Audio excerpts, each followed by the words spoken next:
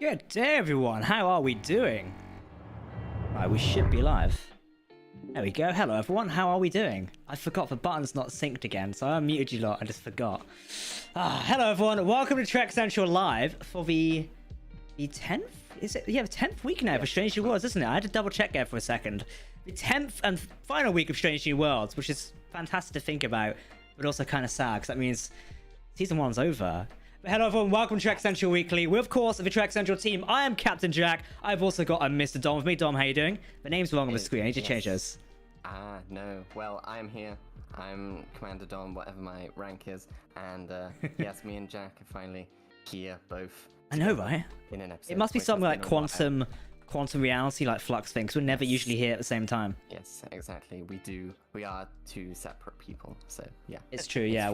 I do not. Yeah. We're also joined by our lovely co-host, Mr. Starfleet Boy. How you doing? Hello, nice to be here. And I feel like this is just like they pulled out all the stops for the season finale of Strange New Worlds. We're pulling out all the stops here on this finale discussion. Yeah, I came dressed up. Yes, I'm Admiral Starfleet Boy from the future. You've put effort into this stream. What's that? You've put effort into this stream. Yes, We've just turned up a little bit. But anyways, I'm here to warn you not to write that letter, Jack. Don't do it. But I've already started. I'm gonna wake up tomorrow morning and say hail to in the kitchen as I'm making like some Earl Grey. We just turned up the volume first asking, by the way. We're also joined by Mr. Textrek. Fabry, how are you doing? Howdy. I am very happy to be here. But yeah, it is sad. We have come to the end of our Strange New Worlds journey already. Can't believe it. It's been crazy, like 10 whole weeks so far. Like, damn, it's fantastic but sad at the same time. Like, Strange New Worlds season 1 has had a fantastic run. We already know we've got a season 2 guaranteed. It's just done finished filming itself. So it's fantastic to know we're very close. Very close to what's next. Also, we've got to discuss at the end of the stream, what is next for the Star Trek universe? We presume it'll be Lower Decks, but it's still cool to theorize. Yes. We've got to theorize at the end and chat, what's coming up. And the chat can chuck our theories as well. Quick couple of notes, everyone. In case you're wondering, Star Trek updates are available via TrekCentral.net. Head over to our latest website there, where you can explore all our brand new features. Also, our latest Starship breakdown videos come out on the channel on the USS Avenger, or the Avenger-class battleship from Star Trek Online, presented by the one and only Lieutenant Adam? Yeah, there we go, Adam. I said admin there for a second. I read something on the screen as Adam. There we go, Lieutenant Adam, who might be getting a promotion sometime soon, because those videos have been doing super well, and people are loving them, which is really nice. So, yeah, I actually wrote the Avenger one. Usually Dom writes the ship videos, but I wrote this one for a change, which is really nice. And it proves I can write them, so I've not forgotten just yet. Well, gentlemen, we should be discussing Strange New Worlds. So I'm going to dive to Mr. Textrek. What did you think of episode 10, A Quality of Mercy? Oh, well, I mean, this episode was a lot to chew on. It really took me a while to wrap my head around it. And I think it is clearly the most ambitious episode of Strange New Worlds to date. And I appreciate that. I think certain parts of it worked better than other parts, but there were some really standout moments. There were some things that were very emotionally moving to me. There were some things that were very, I think, crowd-pleasing and fun for just Star Trek fans to get to see. There were some very stunning visuals. Some of the execution, I think, didn't quite live up to the ambition that the writers had in mind going into this, but overall they definitely tried to pull out all the stops for the season finale and end on a big note. So I think this is a good episode to leave us on before the show goes on hiatus, because there's just a lot to unpack and chew on and talk about and discuss while we're waiting for that season 2 to, I guess, sometime next year. But yeah, so it's They left us a pretty good parting gift before they departed. Yeah, that's that. So we got that. We obviously get the big, chunk of this episode, the meat of it, and then also we get the tease of what's to come at the end of the episode as well, with that sort of like scene of Una and Pike. Like, that leaves us on a cliffhanger. Definitely a big one. For sure. So, Mr. Starfleet Boy, your own thoughts. I was just delighted by this episode, this whole season. Strange New Worlds has fast-tracked itself to a top place as far as I'm concerned. Season 1 was just a true hit, but this episode was just like super delightful. I got a little tip, and so I watched Balance of Terror like hours before, and it was just a really great way to. It was a really great way to watch. I didn't get any spoilers. Just hey, watch Balance of Terror. So I did, and then it was great because having it fresh in your mind, and then seeing like the way they like beautifully executed the homages slash references was delightful. And you know, I think also I love that it. You know, Strange New Worlds has done this from the start, but I really love that they tied it into Discovery with the time crystals and brought that back into play with with the monks from Borath being referenced and all that stuff. And just the whole time, like, I was caught up in the drama and wondering what is it exactly that's going to make this terrible future that Admiral Pike is talking about. And when it hits you, you're like, wow, it's like it's really good, the reveal at the end with Spock and everything. So yeah, I was just like, to me, Strange New Worlds just knocked it out of the ballpark, as a lot of folks are saying, and I think I'm really excited about the show and excited about season 2, and it's really quickly made it to one of my favorites. Yeah, I definitely agree with you. This episode just like blew me away in not only the quality of it, but also just the story overall, and actually the effects of it, seeing the Enterprise, seeing a new ship, the Farragut as well. And me and Dom can talk about the Farragut a bit more in a minute, because we may have cracked early on, where we might have seen that ship before as well. But no, Dom, cool. Your thoughts on the season finale before we get into the rabbit holes? Yeah. Yes. Well, waking up in the morning and watching this was a gift, and I wasn't upset that I had to wake up so early to watch it. But the joys of reviewing episodes on the day. Yes, I was just smiling throughout this episode. They went places which I really loved. And yeah, it was just an amazing, like, really meaty episode where you can really talk about what happens and all the implications and all this cool stuff, and I am just really looking forward to talking to it about it with all of you here. So I think the big thing we need to talk about straight away, Captain Kirk. Like, we did not expect to see him so early on, because when Paramount announced it, they said Paul Wesley will be playing Captain Kirk in season 2 of Star Trek Strange New Worlds. That was what they said. And then he turns up in this episode. Now, arguably, some could say that announcement is a bit miffed, because he's technically playing an alternate Captain Kirk in this episode, or a future version, or alternate future version, whereas he'll actually play the real Captain Kirk in season 2. So I guess it's a bit flexible on that old PR release right there. Either way, still pretty cool and a nice surprise, because we'll expect Kirk to show up at some point, but having it as a surprise this week was really, really cool. Obviously, we theorized about it in a week due to that cheeky IMDb listing. Thank you very much for accidentally put that one on there. For the Farragut, which is really cool. But no, Paul Wesley is Kirk. I think we should discuss this. I think I'll give him more time, but it's an interesting entrance as a new actor playing Captain Kirk. Tex, I can see you making a face there. What do you think? That was actually the part of the episode I struggled with the most, was accepting Paul Wesley's performance as Kirk. And I think that is a very difficult role for any actor. Those are big shoes to try to fill. That they gave Paul Wesley this difficult job of not only just playing this new version of Kirk, but he has to come in like season 1 of the original series Kirk. He's not like young Kirk trying to figure out who he is, like, kind of how Celia R. Gooding has done with Uhura, or Ethan Peck has done with Spock. He's not alternate Kelvin timeline Kirk, who grew up without his dad, so he's a little bit different, and Chris Pine kind of had the freedom to do his own thing in Star Trek 09. So they're basically trying to tell a guy like, okay, you need to be like this dude in Balance of Terror, except you're just on a different ship, but otherwise kind of the same guy. And I felt that he lacked that presence that I wanted from my leading man, Starfleet captain, like that magnetism, that bravado, that gravitas that Anson Mount has as Pike, that William Shatner had as Kirk.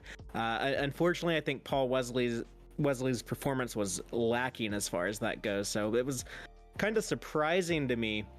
I've enjoyed like all the Kelvin recastings and most of the Strange New World recastings. I think I actually like them even more. So it's kind of the first time they, for me, dropped the ball with the new casting. But I'm curious to see what they do in season 2 and if he grows on me.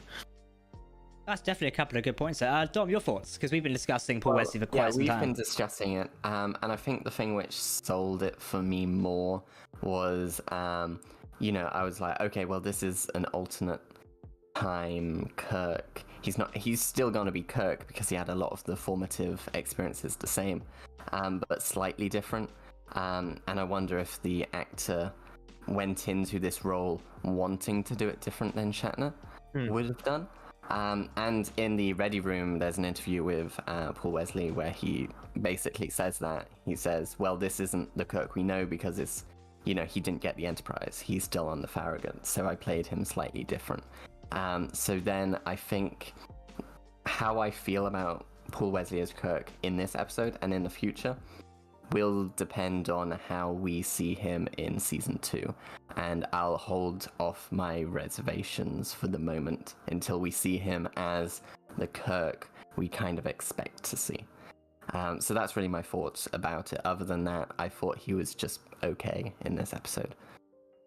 I agree with you there, to be fair. And before I jump to Sahel's points there, I want to say, like, and I've said this before, one of my main concerns is, like, using Kirk too much. And we'll see how season 2 does this. But I think for one episode like this, it could have worked really well, almost by themselves the second season needed it. Because sometimes, you know, season finales need that kick up the arse just to get over to the second season. So Kirk could have perhaps done that. However, I do worry how much he might be used going into the future. We know he'll be in the second season, and by what we're hearing so far, it looks like it won't just be for one episode. It looks like he might be appearing infrequently or stuff like that, which is fine. However, this is a Strange New World series. This is arguably the Captain Pike series, not the Kirk series. We've got TOS coming soon. We can reference Kirk, we can play with it, and also we have to build towards TOS. But I'd argue that Kirk is probably the final component of TOS. He is the captain. Like, you can build other crew members like Spock and Uhura and, you know, Chekhov and soon if you want to, and even McCoy and Scott. Yeah, we got to tease Scotty. We've got to discuss that soon as well. Like, we can build his components, but the captain is the center point of this. Like, they should be introduced at the last minute, be at the handover point. Like, hopefully he grows into it, and I think Wesley will. However, for right now, I just don't want to overdo too much of it, because then I feel like we detract from the fact this is a Pike series. Everyone else could be running around going, oh, we've got TOS rebooted. It's not what we want. We want a Captain Pike series with, you know, number 1, Spock, and Pike, and obviously everybody else as well. Like, I'm loving the new cast. Give them their time to shine. This brings to another point later when we discuss Chief Engineers, because creators admitted something that was rather dumb in my opinion. We'll discuss it later when it comes to our dear departed friend. May he rest in peace. I'm gonna get a shine in the background to Hemmer. I've got the empty space behind me. It's gonna get like a big poster of him somewhere, like the Shax one. Dom, did you ever get that Shax like cardboard cutout? No, it is still with Ketwolski. Yeah, there we go. Ketwolski's still got that one. Ketwolski! No. We ordered or Dom ordered like the Shax cutout from the Star Trek store because they don't ship internationally. So we ordered a text wherever it was, wherever Ketwolski was at the time, and we still never got it. So no, because it was going to cost a lot to get it sent over. And I love Shax, but I don't think I love Shax that How much did it cost you to ship it over? Is that 80 or 100 quid or something like that, wasn't it, for cardboard? To ship it over, it would have been like 1,000. What? Or something. And it costs like what, $30 But it's cardboard. Yeah. Why does it cost so much? Either Ketwolski was trying to scam me, or YouTube views were low. But yes. Yeah. That's Anyway. much an MO. I'm just kidding. But we'll see if we can get, because I've heard some places where you can get custom standouts, and they look pretty good quality. So I'm gonna get one that you made. I'm gonna get one you made, but with the Anduin antlers. I'm gonna blow that picture up into canvas. And I will come over to your apartment and snap those antennae off. Just burn it. Burn them all. Yeah. So Hale, your thoughts on Kirk before we dive off into another tangent? Like you, I didn't expect Kirk to appear in the finale, so I was pretty surprised about it, because I thought they were just going to go with the whole like Balance of Terror retold, but with Pike, you know. And so having the Farragut introduced and Kirk was a surprise, but a welcome one. We'll be watching your career closely. No, but don't you get me to shit posting mode. Yay, I did a ship post finally. Stealing it. But he's definitely not I applaud him for not doing an impression of William Shatner. I will say that there's not enough of his performance for me to really like say that I love it or I hate it. I just thought he was pretty good. I thought he was okay, and he served the purpose. And I think I'm stealing these words from Fathery, but just the writing of him was superb. I thought written Kirk was great. Like I thought he was reacting the way that I wanted Kirk to react. I thought he was doing the things that I wanted Kirk to do. So even if the interpretation was new to me and maybe something I have to like, study a little bit more or like understand a little bit more of his perspective on it, I enjoyed the fact that Kirk was written really well, in my opinion. And that being said, I will say this, like for me, as soon as I saw Pike in Disco 2, I was like, I want a Pike TV series. I didn't have the same reaction with Kirk. So yeah. TOS remake, not with Paul Wesley. So, but I still like him, and I still think that he's pretty cool, and I'm curious to see where he goes with a more prime, as Spock says, a prime version of Kirk that will meet a younger prime version. I know what you mean when you say like when we saw Pike in Discovery, we wanted a Pike series. Like for me, like his key episodes, and Pike has that natural sort of like Captain Swagger, as I used to refer to it as, like where you think, oh, the posh twat, he'll get us there, stuff like that. So like when Paul Wesley just didn't really give that, let's explore more. I was like, right, okay, cool. It's done the job, but I mean, the concepts are cool. Like, I think it's cool. Like, I mean, maybe if they did like a series that took place in this like what if Star Trek timeline with the Farragut, like what a neat idea to explore like Captain Kirk of the Farragut. He never got the Enterprise. He just became famous for being the Farragut's captain. Well, I'm saying that might be an interesting like thing, A Star Trek what if series would do really well, personally. Like. Yeah, and people have been calling for that since the Marvel What If series. But then, we have had episodes which are what if episodes. Yesterday's Enterprise, this one, for example. So, I mean, series would be had really one. cool. Yeah, we've had. I think every series has almost had one of those, hasn't it? Like you could even say that the Mirror Universe is a what if. Well, think about it. Enterprise had its one where they lost to the Xindi and Earth was destroyed. Voyager had one, or Voyager's Endgame one was arguably a what if they took longer to get home. But I think Voyager may have had two, because they also had one what if like Voyager went rogue, and we had the hologram where it's like an idea of it going rogue. Warship Voyager. TNG obviously had all good things where it's like an alternate future projected by Q. Arguably that's a what if this could have happened. DS9 obviously had. DS9 had the what's the one Visitor? Where? Yes, Visitor. I was trying to think of it. I was going to say the Prophet for a second. The Visitor, where obviously what if Sisko disappeared. I'd still love to have explored what if the Dominion had won. That would have been a cool thing to explore. Properly taken over. That makes me sad to think about. Yeah, and it's like. But that would be good to get Jeffrey Combs back and when you're the president of the Federation or something like that, ruling over Earth and being like, gotta make sure no rebellion happens here. That would be good. I'm stealing Starfleet Boys. We'll watch a creative great interest for a shit post on Trek Central right now. While you've been discussing this, I've been cropping the meme out and ready to tweet it. I was like, efficiency, I like it. Multitask, never be me. Look, I can multitask shit posting anytime. Just we're all excited now to see. I'm typing as fast as I can. All I put is Trekkies when Paul Wesley appears. Yeah, go on. I do want to say that I think I agree that Kirk should be very sprinkled very gingerly throughout the series. Like, I don't want him to be a series regular. I'm kind of worried that that's the case, because again, I did like the idea that we're getting unknown information of people that we hardly spent time with in TOS, and there's so much Kirk. I mean, there's a lot of Spock, so yeah, I mean, maybe I'm being a little bit but I think the series has done a good job of not necessarily making Spock the center of attention, but people around him have.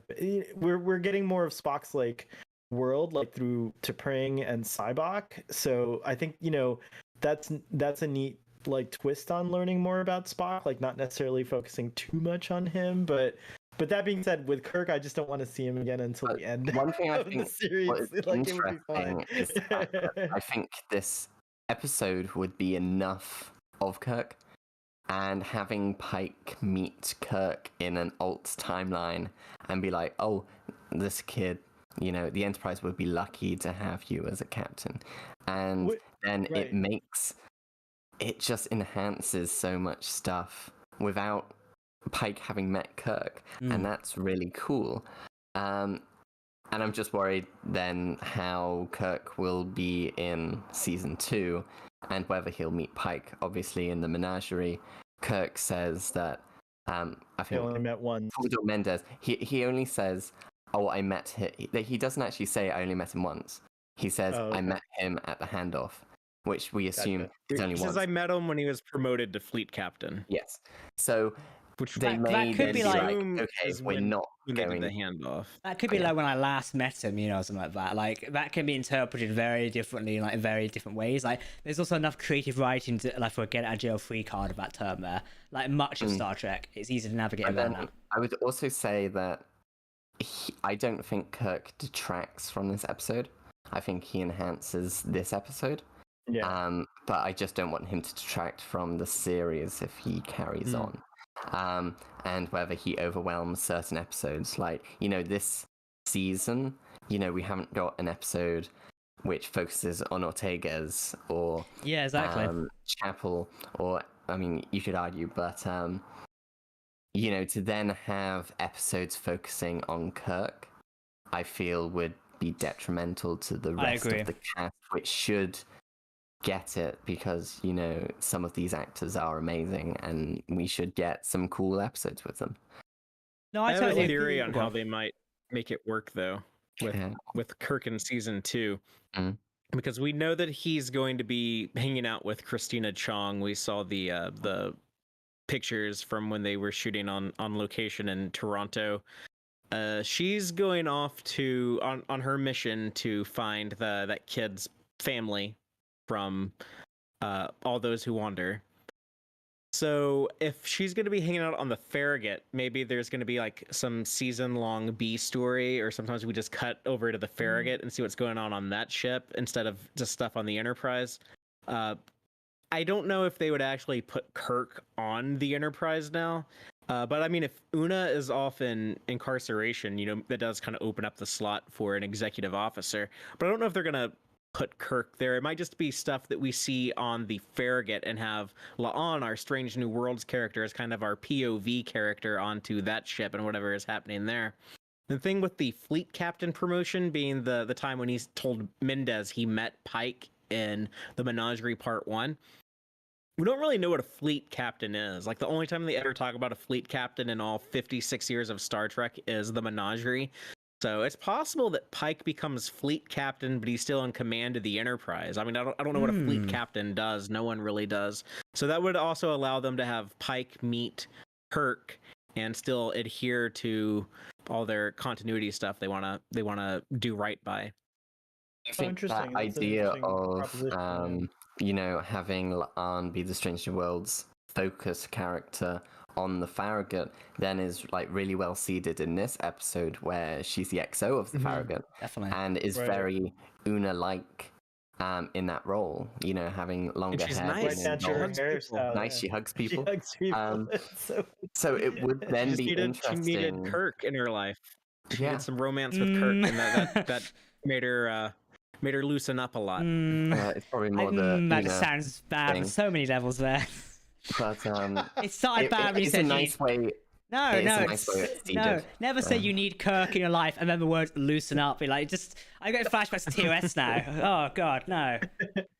Anyway, Kirk in your life, do you need Kirk in your life? I did like that scene at the end where Pike is checking out his service record though, and like looking at him because now he's on his radar, which is pretty interesting. So 2 things in there. It says it says Republic as well, which is good. It confirms the US Republic. Yes. And I'm pretty sure it has a reference to Axon on it as well, which I just helped piss myself slightly at. Because now we know why. You guys got They spelled it wrong. Yeah, they spelled it wrong. Axnar. Did they intentionally spell it wrong, or do you think it's just a casual spelling mistake? Casual I spelling. think it was just a typo. But now we know the lawsuit was worth it, so I mean. There was also good visual storytelling with. Because I couldn't read all the stuff. True. But having Pike obsessing with Kirk instead of Facebook stalking those kids, it's like I said on the Text Trek show this week that is no longer focused on changing his fate. It just is Or a quick accepting little it. visual indication that he's accepted it, and now he's kind of looking towards the future, represented I by like that. Kirk. Yeah. He knows he's always got to end there. Like, that doesn't stop or take away from his adventures he's got to do and can have. Like, he knows that's his final destination, but he can still enjoy the journey along the way. And I think that's a cool thing. He's still got to do so many important things, easy for the next 5 years before we get to a point. Because I think the accent... What is the accent? Is it 2565? No, is it 2665 or 2265? There we go. It's 6 months before 2266. Okay, so basically, so yeah. whether it's 2265 or 2266. You know the Enterprise handover in don't know. 2265, isn't it? That's when the handover takes place. Oh, okay. Yeah, Yes. I was checking Yeah, everything out Yeah, recently. where No Man Has Gone Before takes place in 65. Okay, cool. So What that's was when the the handover is. rank on Kirk on that screen at the end? I couldn't. He looks younger. He looks like DH Wesley for that screen. Yeah, I don't think it said on his record. I would presume he's Lieutenant Commander or something, perhaps, or Commander. Okay. I don't think he's Captain. Like, because it just looked different. I don't know. I think Yeah, he he was a looked really young in lieutenant on the Farragut. Yeah, and also this. when they were dealing with the Dichoronium cloud creature, he was a lieutenant in I wonder- charge an of data control. obsession. That Yes, was 57, I think. They said that was Okay, so this. that was 57. It And was we're- 11 years before that episode, so it was like around the time of like Discovery season 1. We're in 59, Yes, aren't that we? would- It would be just after the Klingon Federation War that the Farragut was attacked by the Dichoronium And we're cloud creature. in Strange Wars in 59, isn't it? 59, Yes. 60, yeah, 59, because we're not at 60 yet. Season 2 will presumably be in 59, 60 yeah. if we follow the traditional, Star Trek routes of Yes. doing stuff. Let's quickly talk about I love Scotty, these by the timeline way. discussions. I want to talk about Scotty because his sort of cameo appearance, like that was something which caught a lot of people off guard there and was really And cool. Like I that's a want bit to of Easter say eggs I love. Go on. That Scottish accent is as bad as James Doohan's in the original series, so I'm fine with it being bad. But it is a terrible Scottish accent. But It's a in keeping 23rd with- century Scottish accent. exactly, which is From terrible. Aberdeen, specifically an Aberdeen accent. You know, if there was one, like, I began thinking recently, like, when we got, obviously, Scotty there, I was like, okay, cool. They've confirmed they're not bringing Scotty for season 2. It doesn't appear to be the case. They said, like, they're going to focus on a new engineer. Obviously, the Enterprise, it continues to be a revolving door of engineers, as Don puts it. How I was thinking, like, what actor would be good to play Scotty? Now, there's one actor I would love to play Scotty, but I think he's too old for it now, because we're looking at a younger Scott here on Enterprise and Strange New Worlds. But Paul McGillion, who played Carson Beckett in Stargate Atlantis, I would love him to play Scotty at some point. Because wasn't he meant to be? I'm not sure if we. Scotty Calvin? Are we meant to say that? I'm not sure. I think that's public. Yeah, I think it is. Wait for TJ to let me know if we can say that one properly. I think I've read it on the wiki before, so yeah. But no, he would have been great to play Scotty, I think. But again, we're encountering Scotty here when he's like quite young still on the Enterprise, so I don't think Paul McGillion could do that because I think he's like 50 something now. So probably a bit older to play Scotty in his younger years. So but yeah, unfortunately. Yeah, and Who I is mean, the actor who plays Roy Kent in Ted Lasso? I think he could be a younger Scotty. I shall Google it as I'm in the middle of Google. Brett Oh, he's Goldstein. playing Hercules. You're talking about the guy who plays Hercules in. Oh wait, I can't say it. Oh damn, sorry. What are you talking about? are we just leaking I didn't things? say anything. Are you Right. leaking Strike stuff? Strike that from the records. Strike that from the records. Sorry. Yeah, Nobody what- paid no, attention to the man in something- the yeah. monster maroon. Anyways, I just looked up Paul McGillion, and he looks like Scotty. You're right. Exactly. He looks So like James Dean. TJ just confirmed with me. I've got the wiki here. Paul McGillion expressed interest in auditioning for Ronald Montgomery Scott in the 2009 Star Trek film, but obviously lost out on it to Simon Pegg. But he did appear in it. TJ, do you know where Paul appeared in it? Was he one of the security guards or something? Because I can't remember off the top of my head. I went to it sort of appeared in a film in a different role. I can't remember where he appeared in 2009. Yeah, TJ, if you could let us know, that'd be great. I just got one. No, lol. I was like, whoops. What do you say? What are you spoiling, Starfleet boy? I'm curious now. What? Oh, we can Thor, talk Love, and about that. Thunder. That's it. That's what Oh, we're for talking love. about Okay, today. cool. Right. So yeah, Okay, that's it. for the Roy Kent It's not person a who's- real spoiler. It's just like a little thing. sod it. The person who's on about is Brett Goldstein, who plays Roy Kent in Ted Lasso. Oh, okay. I've just googled this now, and I've just seen all the 4 other fun things pop up at the bottom. I don't care for spoilers. Oh, it's might be independent. We can't read that. Oh, he was Paul was assigning ships in 2009. That's who it was. I have to watch that scene. Is that because that's where we get a mention of a Farragut in 2009, isn't it? Because they assigned Kirk to the Farragut. Yes. But then McCoy drags him forward and then that ship gets destroyed in the fleet. No, it was Uhura. Oh, yeah. Okay, sorry. Uhura gets assigned to it. Because Kirk was grounded, wasn't he? Yeah. Spock. Yeah, she says, Spock, why did you assign me to the Farragut after I gave you extreme oral sensitivity? And then he's like, oh, you're actually assigned to the Enterprise. Yeah, I forgot that one, yeah. That was such a bad... Looking back at 2009 Into Darkness, they played very close with some jokes and references. Well, that's the type of writing that gets you to be the grand showrunner of all the Star Trek shows. That one scene I like a lot of the stuff they've done that Alex Kurtzman has done with Star Trek. So sure. I'm not trying to bash we're not, him. But he's not throwing any script TVs wasn't the best. It worked and did the job, like. The Scotty off-screen cameo was really cool because he doesn't consider himself a miracle worker yet, which I thought was great. Because later on, he's like, "How else do I keep my reputation as a miracle worker?" And here he's like, "I'm not a miracle worker. I'm an engineer." So I like that a lot. Oh, that's a nice little thing.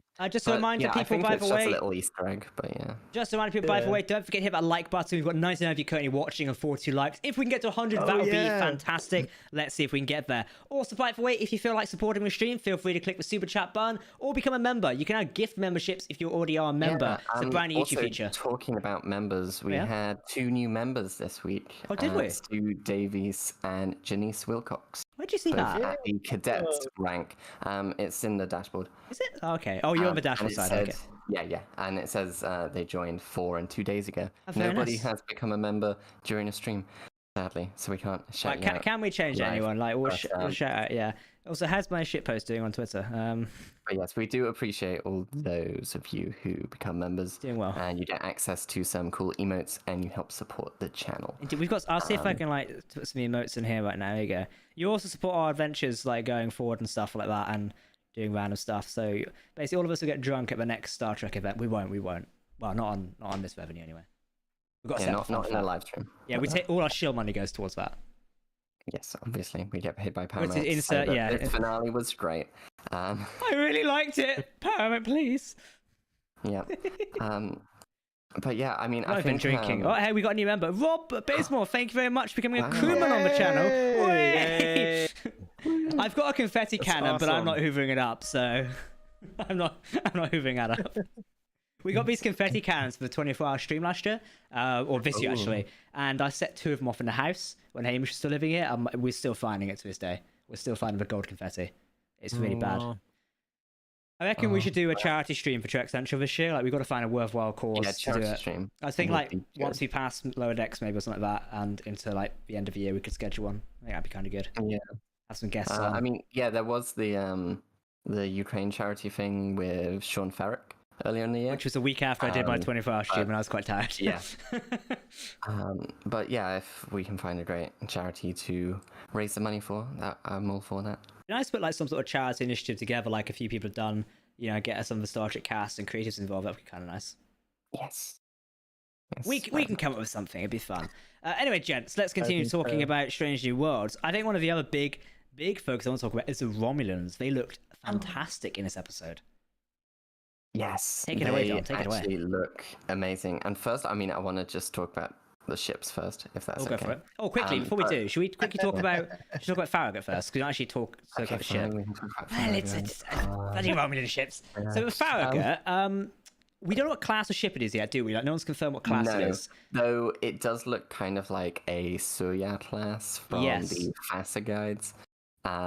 With its kind of like proto-Reliant Miranda style, with the 2 nacelles under slant. So, fun little fact. But yeah, obviously the nacelles sort of like curved inwards a little bit, aren't they? With their sort of yeah. So in episode 1 of Strange New Worlds, when Pike is boarding the Enterprise via the shuttle Stamets, the Enterprise is in dry dock. If you look at the ships in dry dock behind it, it looks like the same ship which the Farragut is parked behind it. It's very similar. It's got this sort of curved nacelles and looks like a proto-Miranda or Sawyer, as Tom just said there, which looks really cool. So could the Farragut have been hidden in plain sight the entire time? There's this week's theory video. No. we wouldn't have known it's the Farragut because Exactly, this is the new design for the Farragut. In a lot of beta content, it It's a describes the Constitution. Farragut as a Constitution class, which obviously is not part of the 12. Yeah, that's a good point. Yeah. But yeah.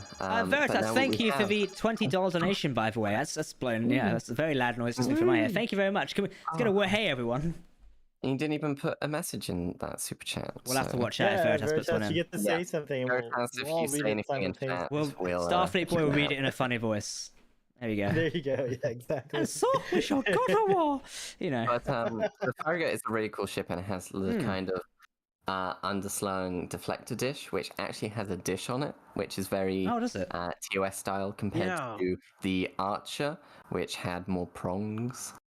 So it was just a nice little ship, and unfortunately it gets blown up. So yeah. This Farragut could be a visual. Could be similar to the one that we see the Nova, right, in Generations. Isn't that the Farragut? No. What you mean the There's a nebula class. In Generations there is a Farragut, however it's a different registry and it's a nebula class. Okay. So it's just the new ship gets the same name and not given a letter suffix.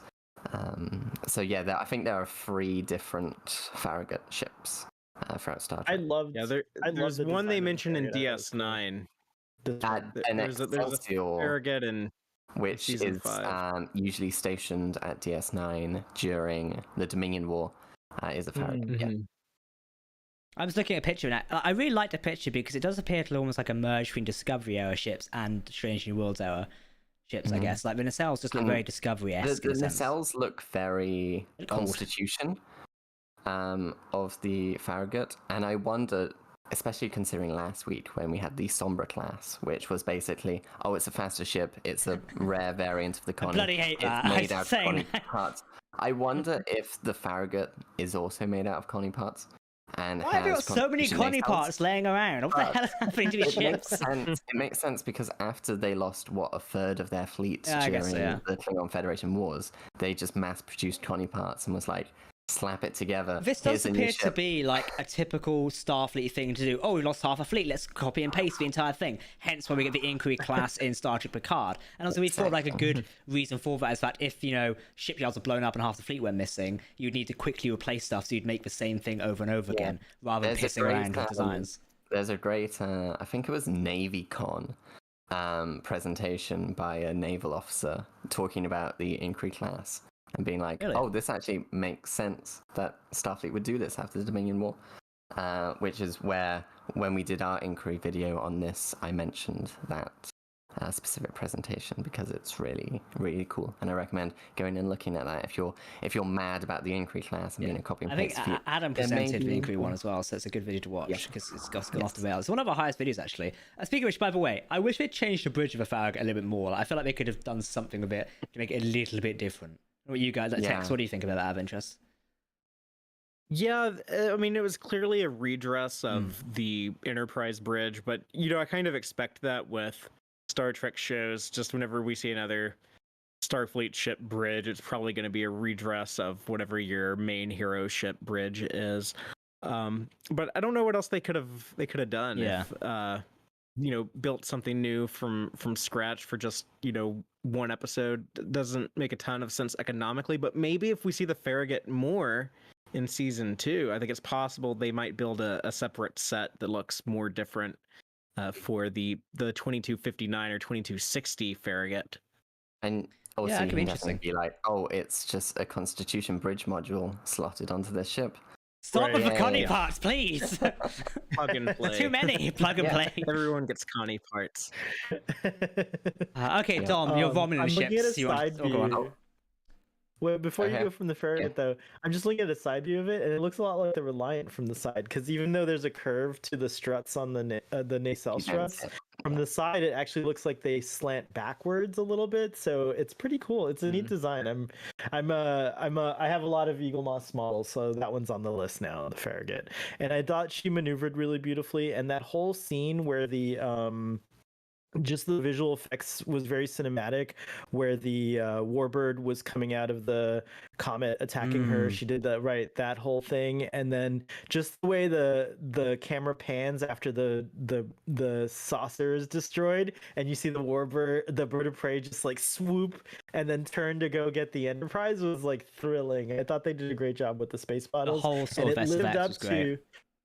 It's like, even though you don't see that level of visual effects and balance of terror, I think the tension is there, and it's very clear in Balance of Terror more or less what the ships are doing. And I thought visually here it was a very similar thing that they pulled off with this episode. Now you may move on to the Romulans. Okay, so Commence nerd out. we get a Romulan fleet in this episode, and it's made up of 3 different types of ships. Obviously, they learned from Card Season 1, but some of these designs are really cool, and one which I wasn't too keen on was the flagship, because it has a kind of weird look to it, and we only really see it from a close-up view and from behind. But someone on Twitter, I think they go by ISS Aventine, did a drawing of it. And it actually, the flagship looks like a bird of prey. It looks like the Romulan symbol of the bird of prey with its feet down and with the wings. And that's so cool. And where the plasma torpedo came from was the beak of the ship. Yes. And that is really cool and an amazing ship for the Praetor of the Romulan Empire to be on. It is their flagship. And it is a ship which is basically also their flag, because their flag is that symbol. Literally a flagship. Literally a flagship. I mean, you can also say the Solar Sailor is literally a flagship, but yeah. It was just a really cool design, and the other ships looked very much like proto D-Deradixes from the Next Generation, just not with the undercarriage. They just had the top part. Which was really neat. So we did get some really, really, really, really cool Romulan ships, and I can't wait to get. I can't wait for Hero Collector to build them. That's what I'm saying. Like, definitely. it's now you've got a prime opportunity for that. And I think we just need art books for this, and from Picard onwards, we've very much got this more push of people behind the scenes showing off their work. We've got Dave Blass, we've got... Dave Blass is making an art book for season 2, isn't he? Yeah, it's exactly. really good. Working towards it.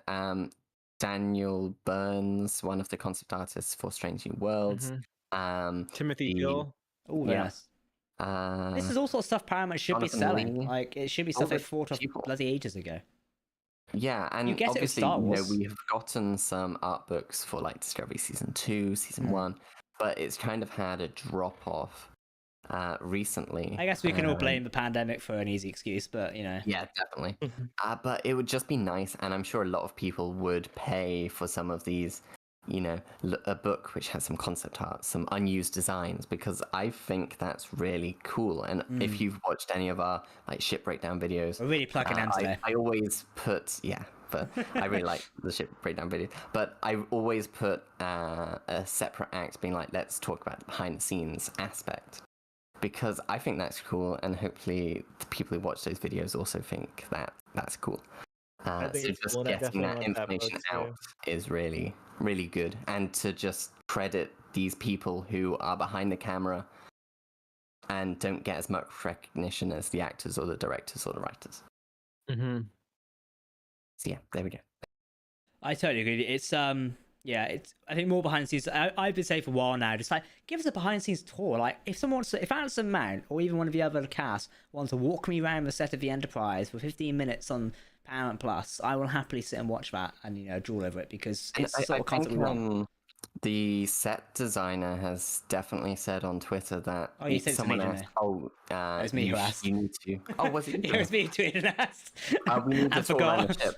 And then they're like, yeah, we're working on it. We want to show off this ship to I guess there's people. plenty of time for it, because in hindsight, hopefully there's at least 3 to 4 more years left of Strange New Worlds. I could easily envision 5 seasons for this series, to be fair. I'd hope so. Hopefully it's not as short They as could do Picard. 7. Yeah, They true. could do 7 as far as I'm concerned, yeah. I'm still convinced. I thought one interesting thing... Go on. Well, one interesting thing about the Romulan fleet showing up so quickly was, and that I thought was interesting, is the sub commander, was his name Decius Fothery? Decius.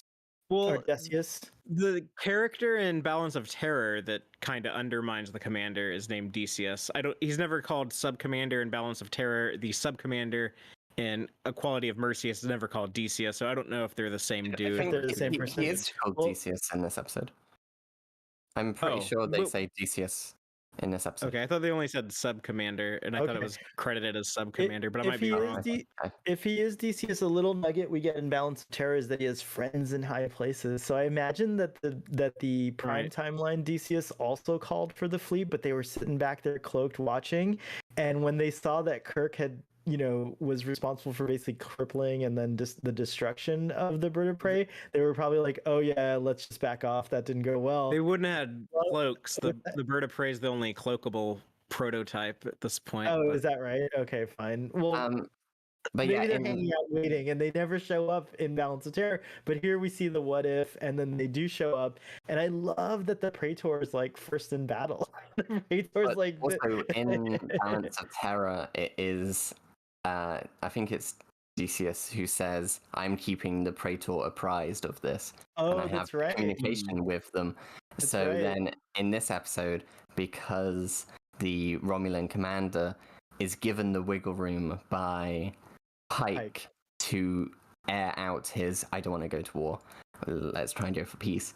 He then goes behind his back, rather than in Balance of Terror, he doesn't get the space to air out those issues and is convinced to hound the Enterprise by Decius. Yeah, much better. That's a really cool what if of just how it affects the Romulan commander, and I really enjoyed. I think I can't remember his name. It was like Matthew Max Aiden, I believe the actor's name for the Romulan commander is.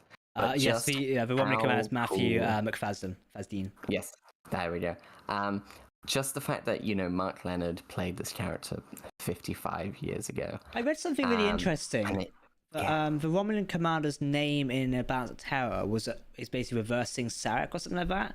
Like, I don't know how true that is. No, Or am I in else? beta canon Beta stuff, canon, okay. his name is given as Keras, which is reverse. Sarek Yeah, backwards. I like that. Like, if that could become canon, I think that's really cool.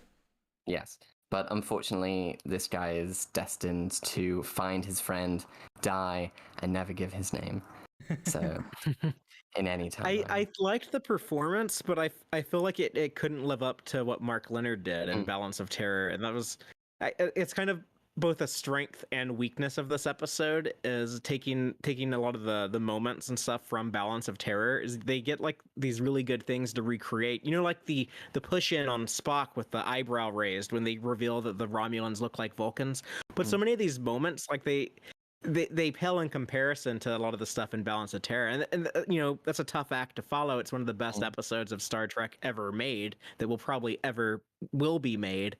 But yes, the Mark Leonard version of the character got so much more time to breathe and just like linger on screen. You feel his presence so much more that it's kind of an impossible ask of this actor to recreate that.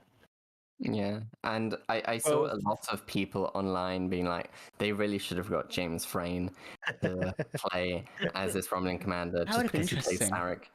I think that would have been really cool, but I did enjoy Matthew McFadden.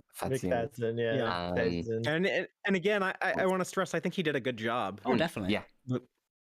But compared to Mark Leonard, who gets more. It definitely felt like we was watching like TNG Romulans, or that, like, rather than, because I still think Picard season 1 Romulans aren't the full ticket personally, but that's a discussion for another time. But it did feel like we just jumped back to TNG Romulans who are more established and had more going on for them. I wonder if they ever played around with the idea of doing a deep fake of older Kirk, 7-year-older Kirk, and a deep fake of the Romulan commander. It might have been interesting. I know that technology is dubious, but it might have been interesting to go that route. I mean, I'm sure somebody will do that and put a video out of that. I don't like it, but someone will do a video of it. Yeah. It'd be another shitty video called Fixing Captain Kirk or something like that. No offense. I appreciate people do those videos, put a lot of work in, but I hate seeing it. It's like, oh, I fixed what a multi-billion-dollar company do. It's like, buddy, like... The best copy I've seen of that recently is someone did a fixing the fleet scene in season 1 of Picard. Oh, is that that Neon Visually did that one? No, because well, it might have been, but basically instead of doing the normal things, they just made the Inquiry class nacelles flap. Oh, and I was like, that's cool. Okay. Because funny. Right. Okay. Yeah. What I'm saying is, I hope we get some big fleet battles, like ship scenes in Picard season 3. Like Terry Matalas better.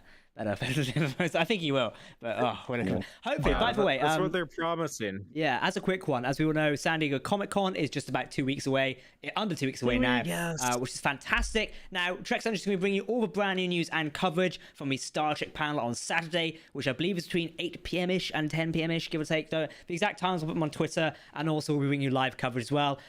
To be decided, but there should be a live stream here on the channel on the day. But we're definitely doing live Twitter coverage and articles and Facebook posts and social media things.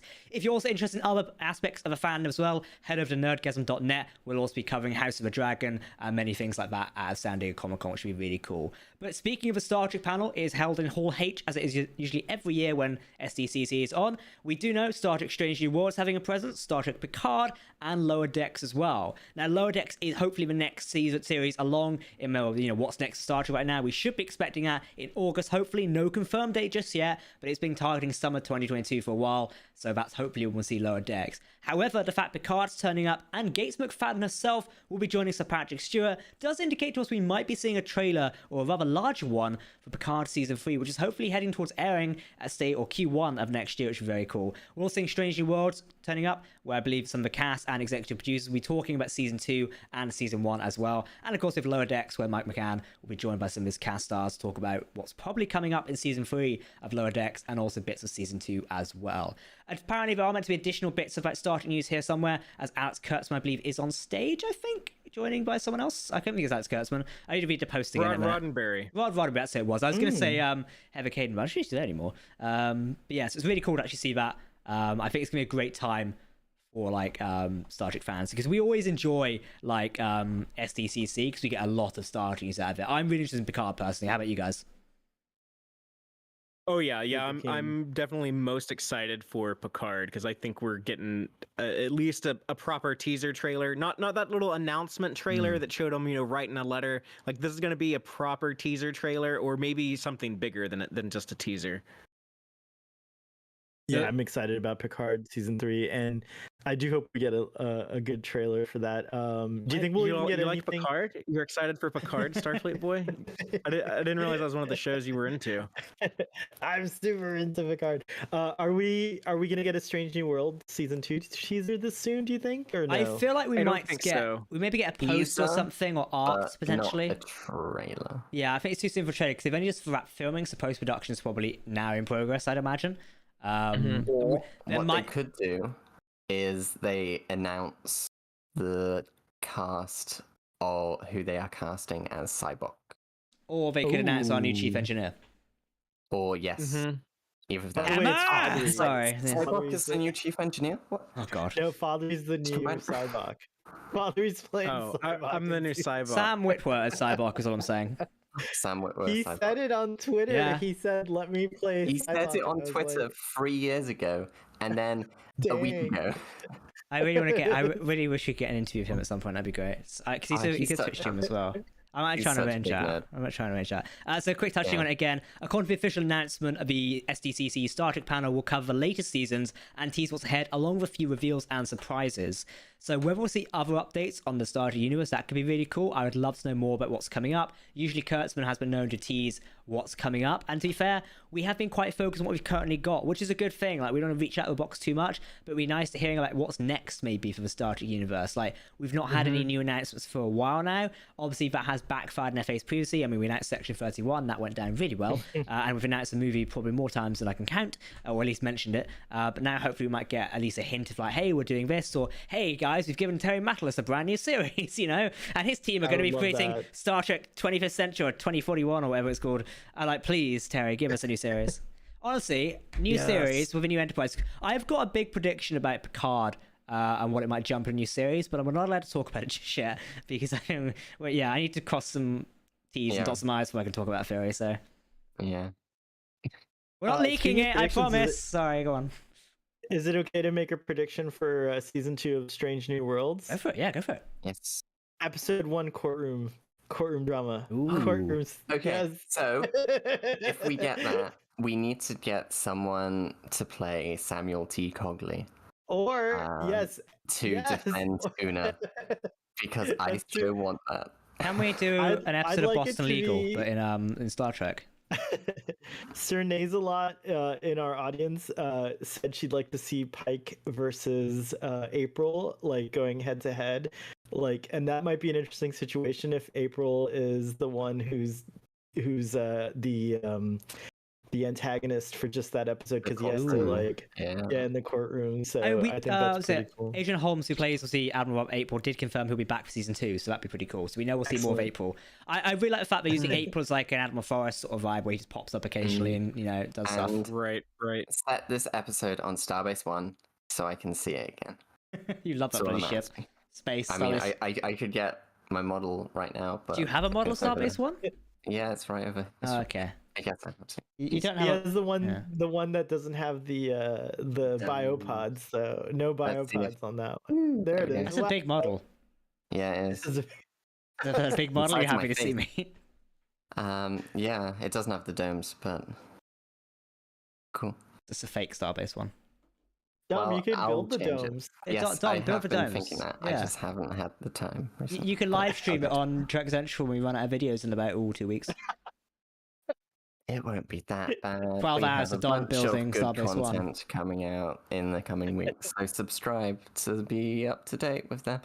We're getting close. Tell us what you want us to do in the hiatus, and we'll do it. We're getting close to 100k subscribers, so could you all subscribe, please? Because we're getting close. And cool. Daddy wants a YouTube plaque. I'm joking. I do want one, but also it'd be great to get to 100k. Yes, it would be nice. I've started polishing the wall where it will go in the house. No, I haven't. I'm not that pretentious just yet. That would be quite funny. Well, it's got to go right behind you on all the Trek Central streams, yeah, because I've got like my Captain Jack one behind me, so I need I feel like the other shelf now needs the Trek Central one in the corner to replace the Star Wars. I might replace the Thorn book with like the YouTube plaque. That'd be a great heresy there. That'd be pretty cool. So yeah, for those wondering, SEC is coming up very soon. Do remember to come and check it out. Don't forget, it was July 23rd, so just about less than 2 weeks now, I think. So yeah, we got give or take, less than 2 weeks, which would be pretty cool. So Alex Kurtzman and Rod Attenborough. It'll be moderated by Leah Thompson, who obviously calls from Back to the Future, and a director of Star Trek Picard, and also cameoed in Star Trek Picard as well, which is really fun. So, oh, by the way, Paul Wesley will be on the Strange New Worlds panel as well. Yes, if that's going to scare any people. So yeah. Anyway, I think we've touched on everything for Strange Worlds today. Guys, do you have any last thoughts or theories or stuff we want to talk about? Because I've kind of ran out of talking points for a minute. I just want to say I think Chris Fisher, the director for this episode, did a really fantastic job. Oh, he did, some of his, not only the replications of some of the things that some of the shot of Balance of Terror, but particular scenes like when Pike is in sickbay and the camera is super focused on him and he's extremely still, whereas everything around him is very busy. I felt that best moment of the episode. Yeah, and plus the acting that hit me hard. Anson Mount was amazing. Not only as Prime Pike, but also Future Pike. You could really tell that Future Pike, in his great Monster Maroon outfit, was tired. You could hear it in his voice. His uniform was slightly dirty. You can see lines on his face. He just did a really fantastic performance, and we really have to credit him for just an amazing Pike he has been. And definitely, I would say he is my Pike now. Bruce Greenwood has done a great job. Jeffrey Hunters did a great job. I think it's Sean Kenny who played the one in the chair. And I think Anson Mount just blows out the water. And season 1 has been great because of him and all the other great, amazing cast they have had in this show. We are really lucky to have Anson Mount as Pike. Say that Anson Mount is the definitive Captain Pike in my view. So I think he owns the role, and it's his. And all the other Pikes are great, but this is Captain Pike as far as I'm concerned. Oh, I totally agree. Tex, any final things for yourself? I think you could possibly go one step further and say that Anson Mount's performance is not just the definitive Captain Pike, but maybe even the definitive Starfleet captain, or the captain of a Star Trek TV show. I think he embodies so many of the qualities people associate with all the performances, from Shatner to Patrick Stewart to Avery Brooks to Kate Mulgrew. I think that he's definitely a contender for the best of the best, and that's really impressive to be able to say that after just one season. But I think it's something that we, if we think about it, it would be hard to deny. But yes, he is absolutely the reason why this show works so well. Not the only reason, but the big reason. And this episode is definitely a great showcase of what he brings to the table. And one thing I do want to say, which Star Trek Pike in the chat mentioned, was the whole Spock, you were very important to me. And I just want to say how that scene of Spock managing through logic to figure out, oh, okay, so the person you are saving from such a fate is me. And then going to the menagerie, the episode in the original series, and Pike being in that fate, being in that situation, with Spock knowing that he did that to save him, enhances the menagerie in so many ways. Agree. We see the loyalty in that episode. That now Spock makes more Pike, sense. And now it makes more sense. You're making me cry, Dom. You're making me cry. Yeah, the life debt. I love the menagerie. That was my first episode of the original series. Was the menagerie part one? That was the first episode of the original series I saw when I was a wee little boy. So it has a special place in my heart. Yeah, and it's just amazing that the show has managed to do that, and enhanced it in such a emotional way. No, I totally agree. I think that's one of the defining things. Like, it's some days the benefit of a prequel when it can do things like that. Yes. A prequel works really well if it can enhance the material that has come before it, and in timeline wise comes after it, because it's a prequel. Like, the fact this show is enhancing bits of the original series is exceptional, really, and it's starting to answer some of our questions. Like, there's still a lot of questions about 2S, like, where did Una go? Like, where's number one? Like, why isn't she on the Enterprise with, like, Captain Kirk and that? Obviously, easy answer, she left and just took up gardening, but obviously now we know there might be more to it via her, arrest and stuff like that. But we also got to find out more about M'Benga. I am loving the fact this series isn't just for Captain Pike series, but it's also focusing on more unique characters as well. I'm loving spending time with Nurse Chapel, who obviously does get more in TOS and onwards, but also Dr. M'Benga, Lan Noonien Singh, all these sort of people. It's really cool to explore this aspect of the Star Trek universe, and Strange New Worlds has done exceptionally well for season 1. We're really excited to see what's coming up for season 2, and I think it's going to be a fun little ride as we go in towards the future of the Star Trek universe. And I think, talking of that, a lot of people say, especially with prequel shows, we don't need this. We know where it ends up. Yeah. There are no that's stakes. Where I used to be. I used to feel like that, for sure. We know what's trying to happen to Spock. We know what's trying to happen to Uhura. We're not scared for them. We know they're going to be okay. But I think Strange New Worlds is one of the best prequels shows that we've seen for a long time, in not only telling its story and saying, this is why we're a show, this is what we're saying, but also enhancing what has come before. Also, forgot to mention, it's definitely a great prequel show. We had more Sam Kirk in this episode as well, so we can all live happy. Yes. I hope we continue to get more of him. Sam Kirk. They do. It's just lovable. Like, I hope we get more of him in season 2, because the fan response to him has been pretty cool. Yeah. Yeah, definitely. But I'll settle for him as the one Kirk and the one only, the one true Kirk. It's so weird that now we're talking about how Sam Kirk is the best Kirk when his original appearance was Shatner with a mustache, dead. And now we're like, I really fucking love Sam Kirk. He's great. It's so weird, still like but Jim it's more. cool. And on that bombshell of opinion. Alright, everyone, thank you very much for watching Trek Central Weekly for our 10th episode of Star Trek Strange New Worlds.